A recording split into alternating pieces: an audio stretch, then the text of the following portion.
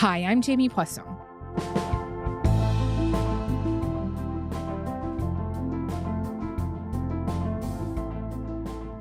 The final days of a presidency often reveal a set of priorities, the kind you wouldn't necessarily be able to glean from a policy proposal or a speech. A moment for holders of the executive office to wrap up any unfinished business or fortify things against the incoming president with whom they might disagree on major issues. For example, Jimmy Carter spent his final days brokering a deal to secure the release of 52 American hostages in Iran, while George H.W. Bush issued pardons to those involved in the Iran-Contra scandal. Presidents Obama, Trump, and Clinton would commute and pardon the sentences of more than 600 federal prisoners in their final days, which under Trump included the likes of former advisor Steve Bannon and the rappers Lil Wayne and Kodak Black. So, as Joe Biden's tenancy in the White House comes to a close, we'll revisit his final days in office, what they reveal, and how he's likely to be remembered. Alex Shepard is a senior editor at The New Republic, and he's been writing about Biden through his presidency and beyond.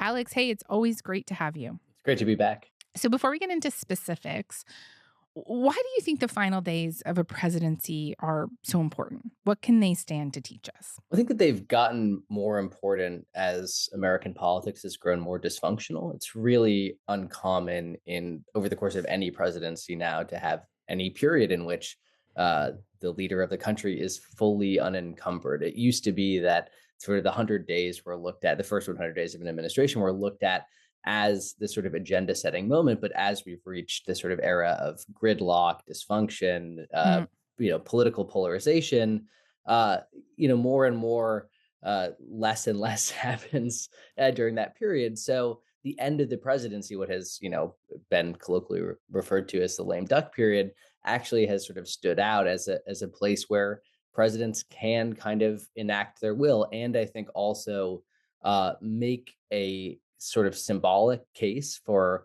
what their presidency is really about. And also, I think where they think that the party is headed sort of beyond them as well. Right. So let's start with some of what we've seen Joe Biden do in recent weeks. He is the first president to vocally oppose the death penalty, and he recently commuted the sentences of 37 of the 40 people on federal death row. He declined to commute the sentences of 3 men, the mass shooter at the Tree of Life Synagogue in Pittsburgh, where 11 people died, the killer of 9 people at the Mother Emanuel AME Church in Charleston, South Carolina in 2015, and the Boston Marathon bomber.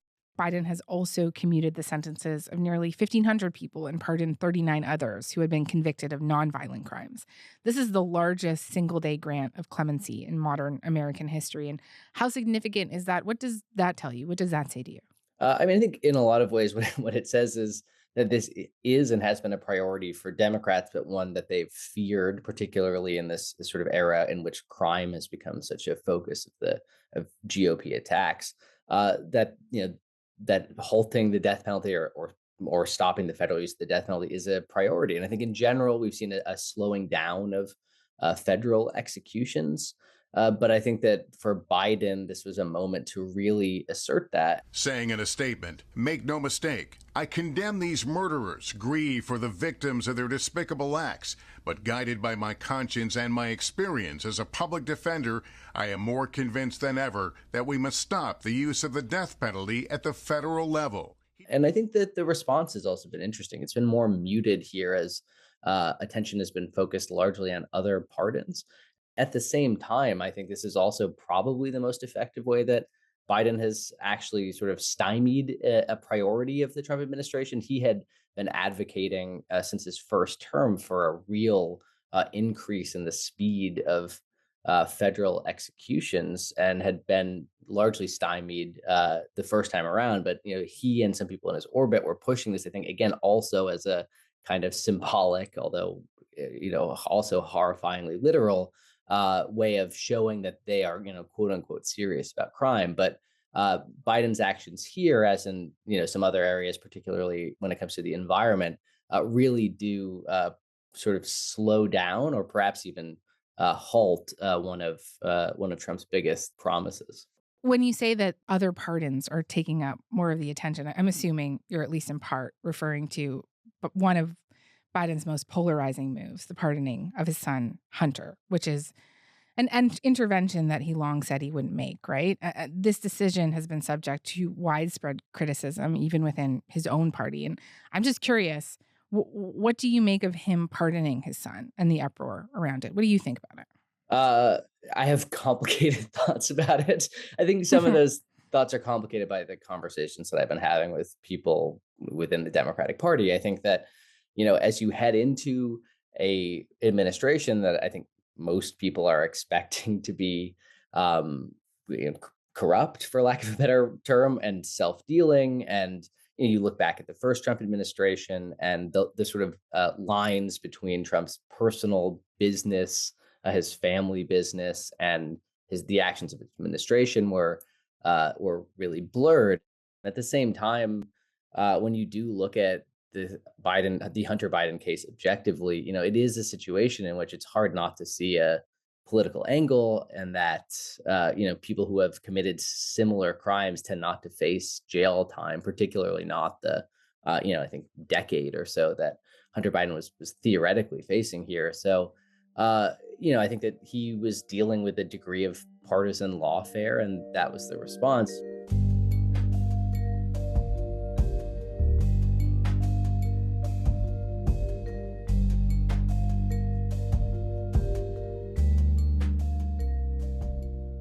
Biden's chief of staff has said that he has a desire to, quote, sprint to the finish line of his presidency.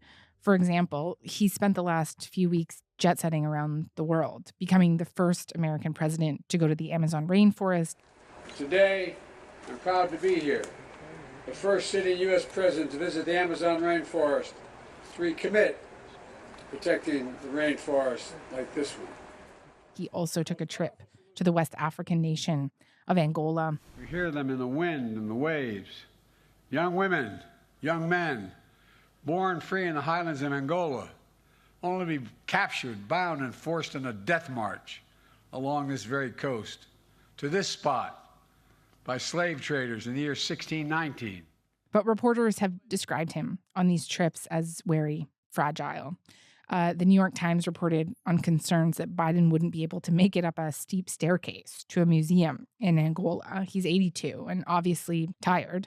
Why do you think he's taken these kinds of trips in his final few weeks in office? Well, I think that he's taking them because his legacy is in danger. And I think specifically his domestic legacy is actually probably the thing that you would want to hang your hat on if you were Joe Biden. I think this is a Democratic president who has, I think, changed the economy in ways that no other president, Democratic or Republican, has since Ronald Reagan. And he's done it in a way that is really interesting. He's prioritized unions and workers. He's reemphasized antitrust for the first time since before the Carter administration, really. All of those things are amazing, but voters didn't care about any of it, right? Like, they rejected it by reelecting Donald Trump. And I think a lot of that was for stuff that was both out of Biden's control and that the U.S. tended to do better at than the rest of the world in terms of fighting inflation. But that has meant that Biden is now focusing on this idea that he's this kind of statesman. And this is something that cropped up even before he dropped out of the presidential race, where he was kind of highlighting things like NATO, that he had strengthened NATO as president, which is not necessarily a sort of winning electoral argument, even if it's true. But I think he's trying to cast himself as this sort of great statesman, which was, in theory, I think, the premise of the Biden administration, right? So when he was running for office in 2020, it was as a guy who could restore America's place in the world and make it a safer and more stable place. However, I think that that's actually the part of Biden's legacy that is the most up for debate. I think I would personally say that I think it's the area in which he's failed the most.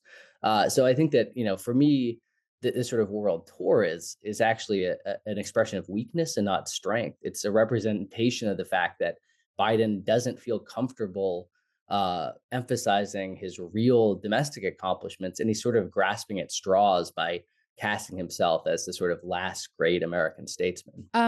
on a more human level, do we have a sense of how he has been feeling these last few weeks? He lost his candidacy, then the presidency, an election that was a referendum of him personally in many ways. And this is not just the end of his presidency, but a career in politics that has spanned the last half century. I can imagine that would actually be incredibly difficult for anyone to reconcile. Yeah, I mean, I think that the story of Biden's half century in American politics is one of both personal and political tragedy and then triumph, and then tragedy and then triumph. And, he's ending that cycle on a particularly low ebb.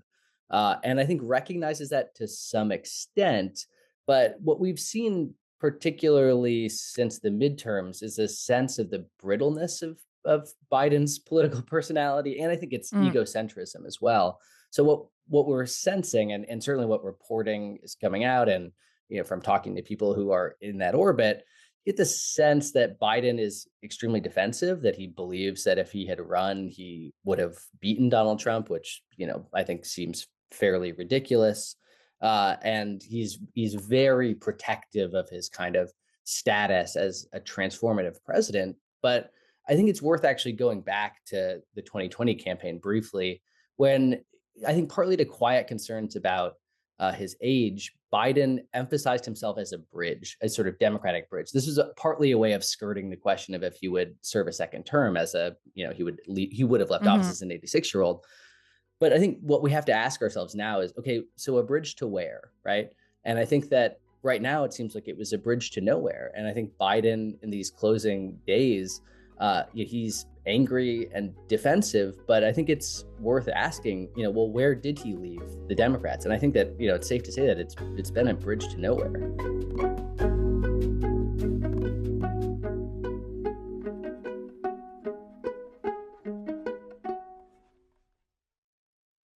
There are some really concrete policy actions that many people are pushing him to take in his final days in office. For example, measures that would protect more undocumented immigrants from deportation under Trump, or that would strengthen abortion access, or alleviate student debt, or protect federal lands. Even more niche asks, like a pardon for the Native American activist Leonard Peltier. Given his position as this kind of lame duck right now, with very little to lose, why do you think he's not doing these things? What would he stand to lose by making some ambitious moves at this point? Yeah, I mean, I think that there's a pretty strong argument that he should do all of the things that you just mentioned. But to the problem that Democrats are facing right now, I think, is that they are in the midst of a larger existential crisis. So I think if this was 8 years ago, you might have seen more internal pressure to do things like protect undocumented immigrants, right? And the issue for Democrats is that I think they are reading the most recent election as a sign that their kind of more permissive and inclusive rhetoric on immigration, particularly in the 2020 race, like really cost them this time. I do think that there are some areas in which there will be a little more action from Biden. I think you mentioned protecting public lands. You've already seen Biden protect a lot of ocean from offshore drilling in Mm, ways that I think will actually be pretty robust. I do think you'll see more environmental action. I do think that you'll see some more action on pardons, but there too, you see a sense of defensiveness, right? I think that the pardons that Biden has issued are with a handful of exceptions, probably the best thing that he's done during this lame duck session. But those are also, I think, meant defensively. He's probably also going to pardon his brother. And, I think that those pardons, the good pardons, for lack of a better term, are there partly to kind of muddy the waters, as he's also going to pardon his family members, possibly right. members of the January 6th committee, possibly other Democratic leaders. I have heard a lot about the courts and the hopes that President Biden might appoint as many federal judges as possible at both the district level and appellate level in his final days. This is something that Trump is unhappy about, though he did the same thing in his final days in office in 2020. And can you talk to me about why these judicial appointments are important and whether we've seen Biden do what many had hoped he would do on that front? Yeah, so I mean, the simplest answer for why the judicial appointments are so important is just that the legislative branch in America does not do very much anymore. So and even when it does something, the laws immediately get embroiled in years, if not decades, of legislation. And again, also because you have a Supreme Court with a conservative majority that will probably be in place until, let's say, charitably, like the 2040s. So you want to have as many kind of, for lack of a better term, sort of liberal judges there. That said, we basically are running out of time, right? I mean, we already have a new Congress, so we already have a Senate, a small but real Senate Republican majority. So Democrats' ability to confirm judges is pretty limited, and given the way that the Senate map looks, it probably will be pretty limited. Certainly until 2028, but possibly until the 2030s.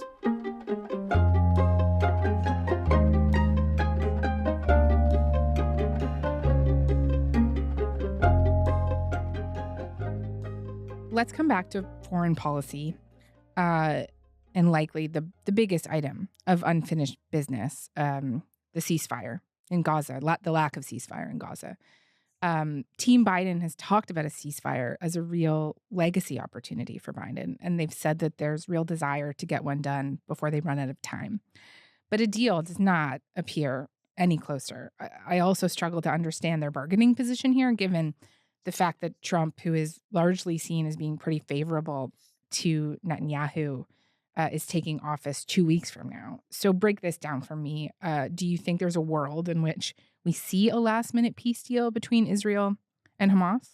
The Biden administration has been saying that they've been working on a peace deal, and even that they're close to various ceasefire deals forever, since the fall of 2023. And they have not come close. And not only that, they have been, frankly, hoodwinked by Netanyahu on a number of occasions. And I don't think there's any real reason here to see that this is any different. There's a sort of other concern here as well, which is, I think that this area has been the one in which the Biden administration has been the most diluted, both about its sort of legacy, quote unquote, but also just public opinion and its larger standing, which is just that, okay, let's say that the hostages do get released before Trump's inauguration. I don't necessarily think that would alter Biden's legacy on Gaza, particularly among other Democrats. I think that there is a lot of very real anger at the way that the administration has handled this, not just on the left, but even among rank and file Democrats as well. But you look back, for instance, at it's very loosely analogous, but the release of American hostages in 1981 that were being held by Iran. Jimmy Carter ostensibly brokered that, but everyone basically recognizes now that those hostages were kept in Iran, partly by, via the machinations of Reagan, people connected to the Reagan campaign. And so, okay, yes, they did get released on January 20th, 1981, but that's part of Reagan's legacy now. It's not part of Carter's. And I think that if those hostages get released even the next week, that will Trump will, he'll take credit for it. Sorry to interrupt you. Yeah, no, that's right. We just have, I think it makes you feel a little crazy to hear this stuff when you have literal, good historical analogs. Speaking of Iran, let me ask you about this. There was a report by Axios a little while ago that senior members of the Biden administration have discussed the possibility of bombing Iran in the final days of his tenure in a bid to keep the country from developing a nuclear weapon before January 20th. The implications of something like that would obviously be incredible. Why do you think something so drastic would be an option for Biden at this point? And is there any precedent for something like that? No, there's no precedent of military action on this level happening in the lame duck, especially military action that would, I think, dramatically heighten the risk of regional war that would almost certainly ensnare the United States pretty quickly.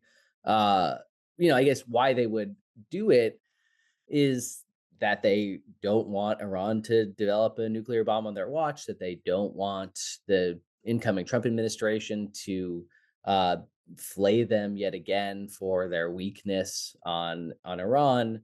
I think that bombing Iran in this would be disastrous for one big reason, which is just that for all the talk of Trump being a sort of 19th century isolationist, his administration is full of figures who are very much in favor of military intervention, particularly on Iran. So if the Biden administration were to uh, put the region on the brink of war, I think that those officials would see this as an invitation to really get going here, and that also it would give uh, a kind of bipartisan endorsement of military strikes against Iran that would dramatically hamper Democrats' ability to criticize what I think would be, probably a reckless action from the Trump administration.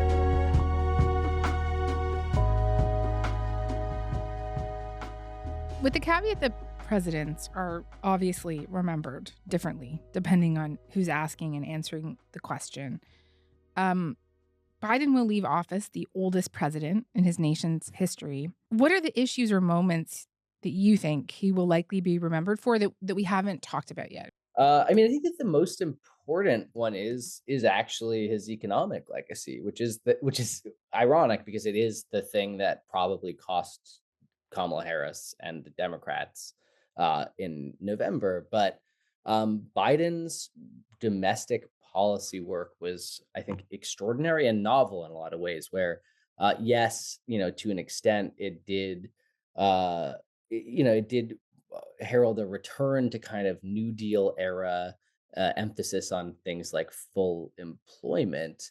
But I think it was also one of the first times that you've seen the share of wealth of the sort of bottom quintile, or bottom half really of American citizens, their wealth go up, that wages rose, and I think for all the talk of inflation, I think that was still largely it was mostly the result of the pandemic and not these kind of shifts, right? Because you saw it happen across the world, and that theoretically, at least, I think marked a kind of new era for Democratic policymaking, that everyone has kind of acknowledged on both the left and the right that the sort of Reagan, Clinton, quote unquote neoliberal consensus, emphasizing free trade and deregulation is mostly over. And the big question has been, well, where do you go next? I think that the Biden administration mostly answered that. On uh, the other, the other point I would say too is that uh, we've seen, green energy or sort of climate change has been really difficult to get national lawmakers on board with for the Hmm. last 20 years. And that Biden and the Democratic Congress found a way to emphasize green technology in a transformative way. And I think in a way that will actually be difficult for Republicans to undo. So, on those points, I think that the administration deserves uh, a lot of applause. But the big issue, I think, and the big question that Democrats that's keeping Democrats up at night right now is that none of that stuff really mattered. That you saw a Democratic president who embraced unions in a way that a Democratic president hasn't for over half a century.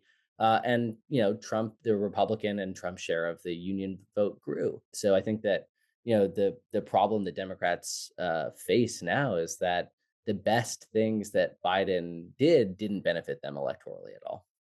Yeah. A final question for you. What relationship do you think Biden is going to have with the Democratic Party moving forward? So post politics, presidents build all kinds of relationships with their parties. Barack Obama, for example, has become a kind of joker in the deck of the Democratic Party, right? Someone that enjoyed this massive popularity and now he's trotted out every now and again. Other former presidents have enjoyed more quiet lives post presidency. Where do you think Biden will sit here? The analog, I think, is Lyndon Johnson after 1968, another president who did extraordinary things, whose legacy was undone um, by self-inflicted mistakes in the last 2 years of one term. And I think that Biden will retreat back to Delaware. You'll see him on the beach. But I think as a tool for campaigning, he one is just too old. Like he you can't trot him out for the midterm elections. I think there's not a lot of evidence that he can do that kind of work. But also, Obama is interesting because he still maintains a kind of network, right, of a sort of tree of legislators and aides and Democratic power brokers that, when moments arise, he can kind of activate. And as we saw after the disastrous debate between Biden and Trump in June, and influence the party. And Biden has always kind of been outside of that kind of power structure. So I think the bigger question is what happens to the kind of figures within his administration, and where does somebody like Anthony Blinken, the Secretary of State, who I think is considered to be a pariah by many in the party, given his handling of the post October 7th situation in Gaza. Where do those people go? But for Biden, he's going to be on the beach, and I don't. You might, if he's around in 2028, he'll give a speech at the convention, but that's because every president gives a speech at the convention if they can. But beyond that, we've seen for 2 years now that he's not an asset for Democratic politicians, and that's not going to change particularly now. Okay. Alex Shepard, thank you, as always. Thank you.